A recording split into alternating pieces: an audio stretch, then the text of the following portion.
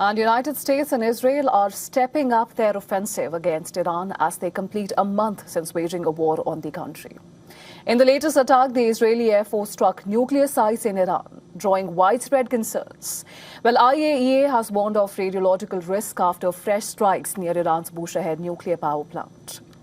Iran claimed that a projectile landed inside the Bushehr nuclear power plant site during US-Israeli airstrikes. And this was the third strike on the nuclear plant in less than 10 days, with no casualties or material damage being reported.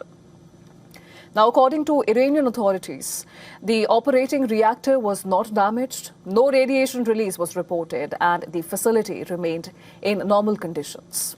IAEA Chief Rafael Grossi has said a major radiological incident could have taken place if the reactor were to be damaged.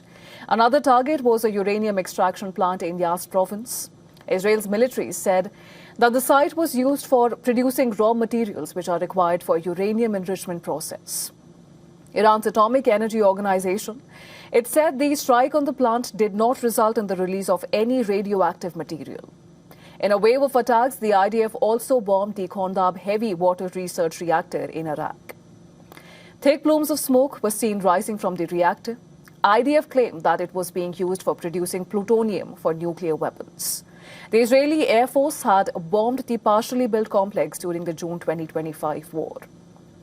Now, Israel's military said the reactor was targeted after attempts were made by Iranians to reconstruct it. According to Iranian media, no casualties or radiation leak was reported from the site. Following the strike on Iran's nuclear site, the United Nations atomic watchdog repeated its call for military restraint in the war in West Asia to avoid any risk of a nuclear accident. The offensive also extended beyond nuclear sites. Israel's military said it launched strikes on Iranian regime targets early Saturday. According to reports, around 10 intense blasts were heard in the capital, Tehran. Iran's foreign minister, Abbas Araghchi, has said that Israeli attacks on its infrastructure, including nuclear sites, were coordinated with the United States. Araghchi said that this contradicted the United States' extension of a deadline for a diplomatic resolution to the war. Issuing a stern warning, he declared that Tehran will exact a heavy price for what he called Israeli crimes. The Revolutionary Guards, on the other hand, also cautioned employees at the regional industrial facilities with American shareholders, as well as heavy industries aligned with Israel, to vacate their workplaces immediately. IRGC vowed retaliatory attacks in response to the latest wave of strikes. It also claimed that its forces were maintaining a smart and powerful control of the Strait of Hormuz. Listen to this. Our devoted fighters in the IRGC Navy and Aerospace Forces, while maintaining smart and powerful control over the Strait of Hormuz and holding the initiative in the Persian Gulf, will continue attacks on enemy positions in the region with strength by the grace of God.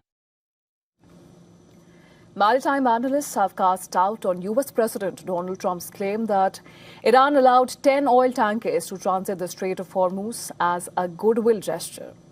Trump made the remark at a cabinet meeting on Thursday, describing the move as a present from Tehran. Analysts say that there is no evidence to support the statement.